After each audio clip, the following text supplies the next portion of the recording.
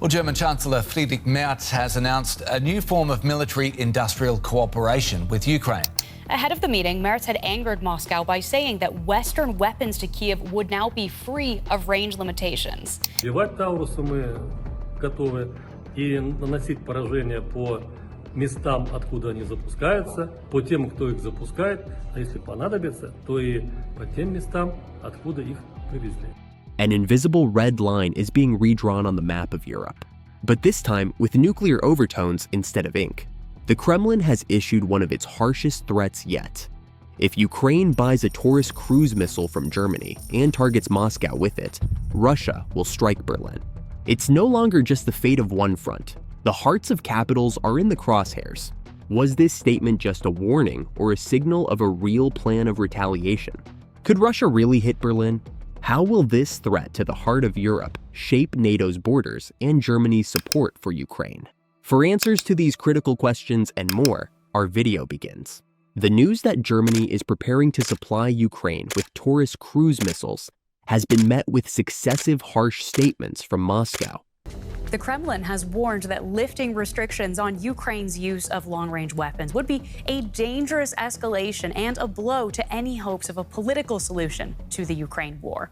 Andriy Kartopolov, chairman of the Defense Committee of the State Duma of the Russian Federation, announced that Russia would respond asymmetrically and precisely to this decision.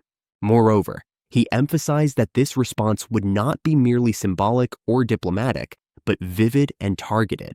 Kremlin spokesman Dmitry Peskov, for his part, directly blamed the West for the escalation of tensions. Peskov said that the delivery of German Taurus missiles to Ukraine would not only prolong the current war, but also risk bringing the conflict directly to European soil. Peskov's statements were striking. There is agitation to harden its position and take various steps that can and will lead to further escalation of the situation in Ukraine.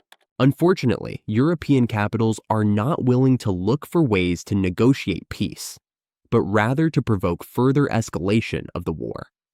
The spokesperson then implied that Germany should be afraid because Russia has powerful weapons.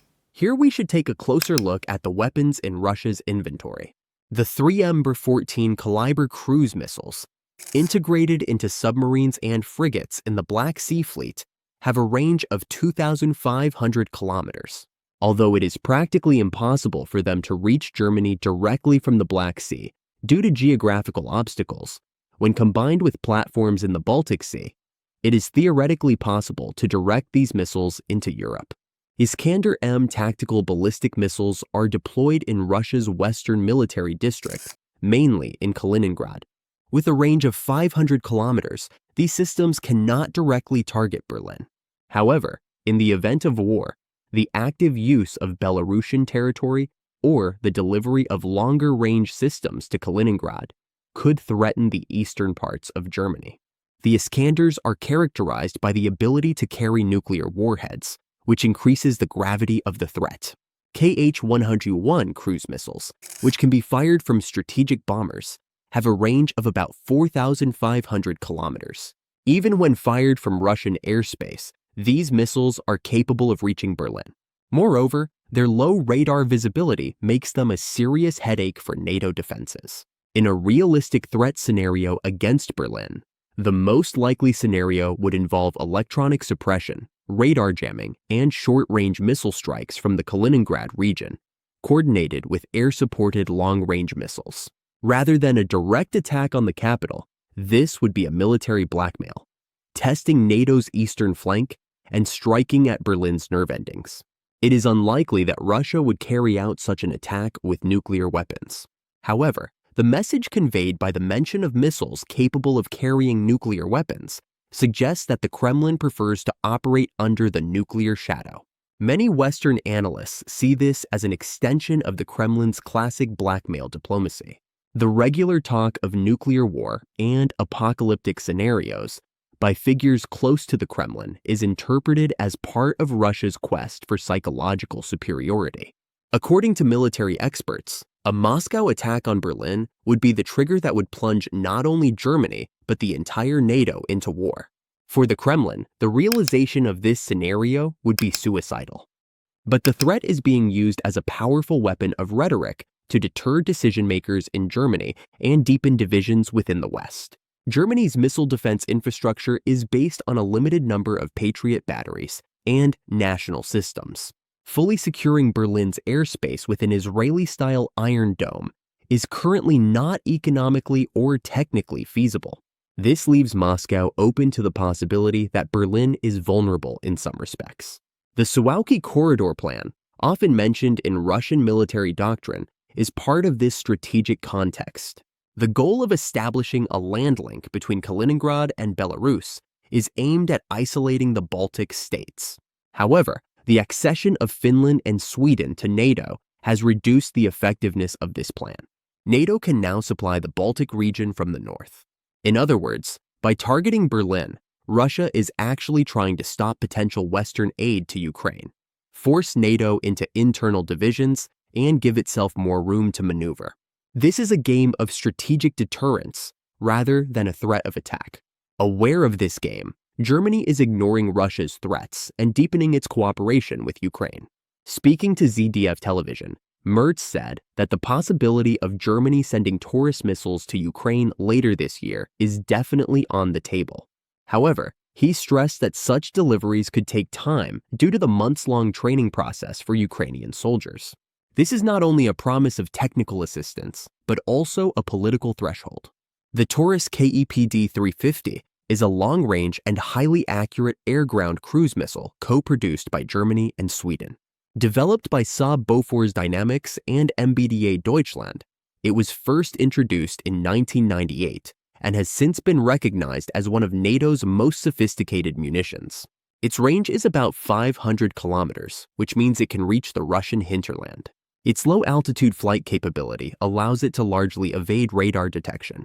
The highly penetrating warhead is particularly effective against underground command centers, concrete bunkers, bridges, airbases, ammunition depots, and ship targets.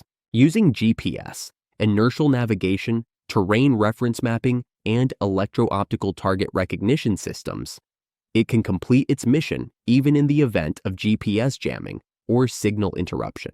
Although it is optimized for the Tornado fighter jets in Germany's inventory, it can also be fired from other aircraft such as the F-16 or Su-24 with the necessary adaptations. Taurus is not just a munition, but a deep strategic strike force for Ukraine. Currently, Ukraine is actively using cruise missiles such as Storm Shadow and Scalp EG. However, these systems usually have a range of 250-290 kilometers. The Taurus reaches almost twice that range. This range advantage enables Ukraine to launch pinpoint strikes on Russia's critical military logistics centers or command infrastructures in Crimea, Rostov, Bryansk, and potentially even Volgograd. Moreover, it will do so with the most effective munitions provided directly to Ukraine by the West. The Taurus's ability to destroy fixed and armored targets behind multi-layered defenses will make Russia's supposedly safe areas on the rear front's targets. This means not only physical destruction, but also constant threat perception in the Russian command system and the necessity to redeploy. But the delivery of these missiles to Ukraine has not yet been finalized. Instead of focusing on the export of already produced military hardware, Germany and Ukraine will start jointly producing long-range missiles. This is more than technological or logistical cooperation. It is the beginning of a new military-industrial partnership. The intention is clear. The aim is to arm Ukraine not only to defend its borders, but to invade deep into Russian-occupied territory if necessary. Although few details have been published, the symbolic and strategic value of the news cannot be overstated. The joint initiative represents a shift in how Europe, and most importantly, its largest economy, perceives its role in defending democratic allies threatened by authoritarian forces. The cooperation is backed by both economic aid and political will. According to public statements made by the German Defense Ministry as part of the deal, the costly production of weapons will be financed in Ukraine. The first systems will reportedly be operational within a few weeks and will become part of the Ukrainian army. The speed and scale of the mission suggests a sense of urgency created by the ongoing violence and the escalating nature of Russian military interventions, particularly in northeastern Ukraine, which prompted President Zelensky to cut short his visit to Germany. The Kremlin's response to this new Ukraine-Germany alignment is typically dismissive and accusatory. Dmitry Peskov, press secretary to Russian President Vladimir Putin, said in a statement that the actions hinder the possibility of peace and frame the alliance as an act of aggression and not self-defense. But Moscow's criticism is less likely to deter Berlin and more likely to further solidify the sense of resolve among NATO allies, who see continued support for Ukraine as a moral and strategic imperative. However, it is also worth examining the nuanced strategy used by Chancellor Merz in making this move. Unlike the more vocal advocates of direct arms deliveries, Merz chose a balanced communication strategy. His government is based on the doctrine of strategic ambiguity. This calculated ambiguity was observed when Merz suggested at a meeting in Berlin, just days before his meeting with Zelensky, that there were no longer restrictions on the types of weapons exported to Ukraine. It was assumed that Germany, like the United Kingdom, France, and the United States, no longer limits the geographical area in which Ukrainian forces can use weapons supplied from the West. His words seemed to clear the ground for the procurement of Taurus missiles, but he later clarified that he was only stating a fact.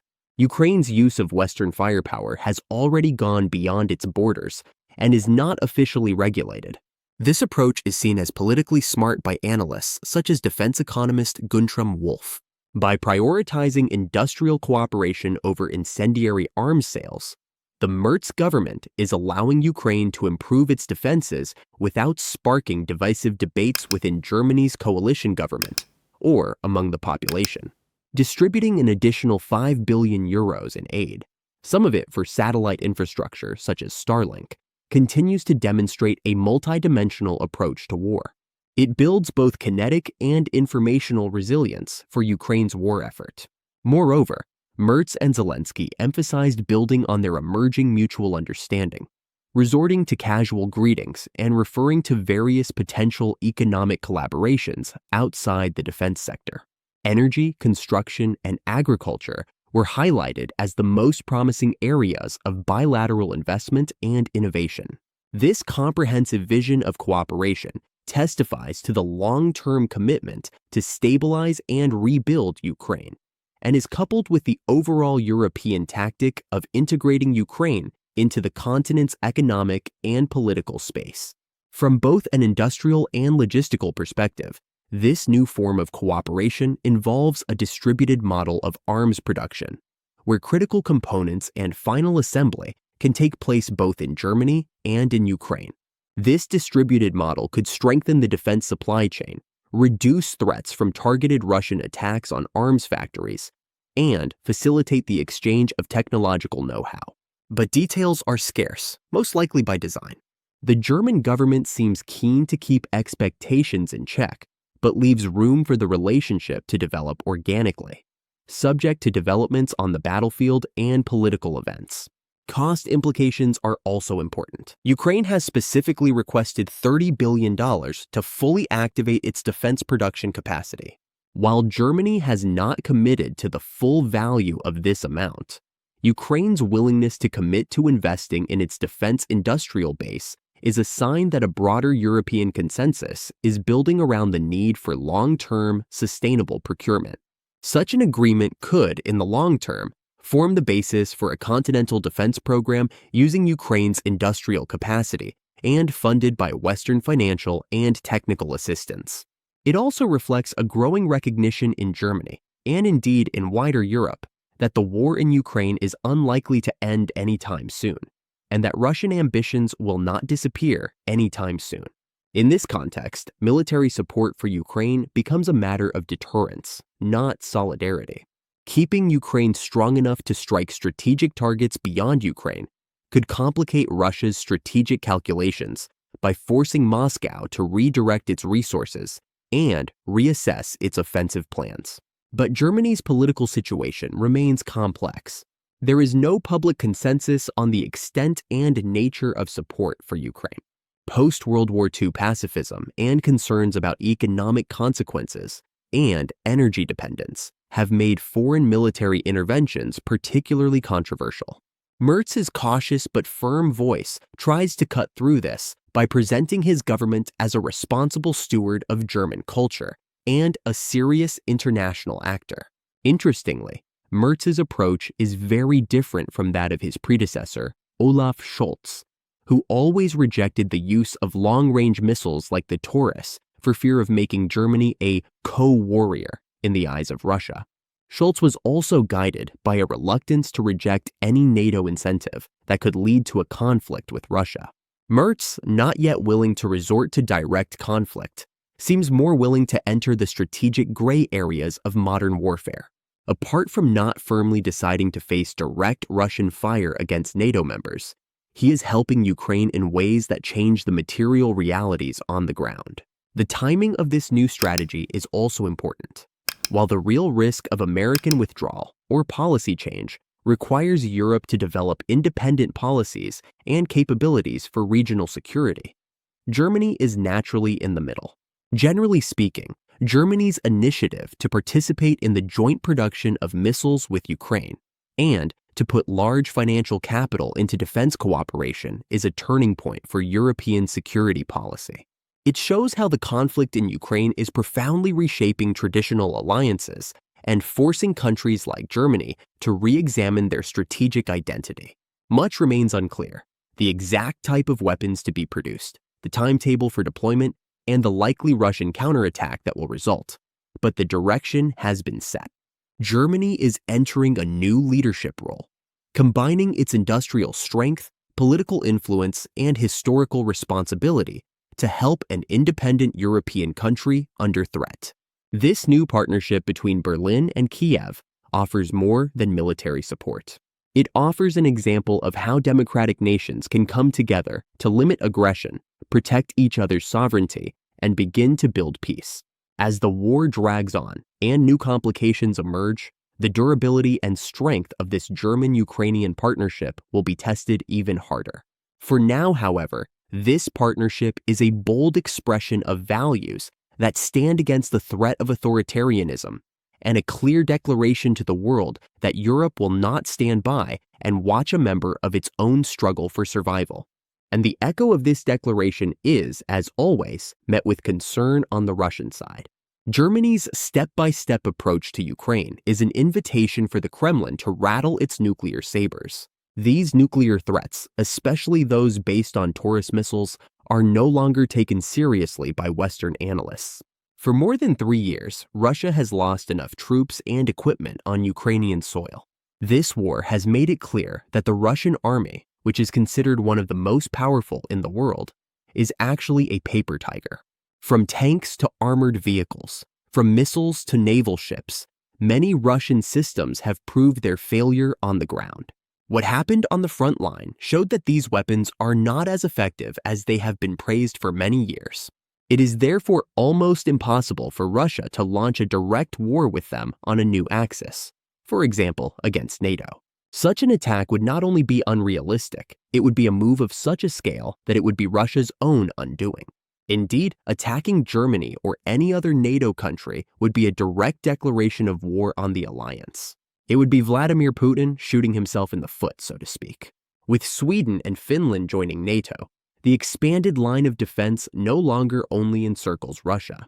It also brings with it a reality in which the West can take tougher and more organized action if necessary.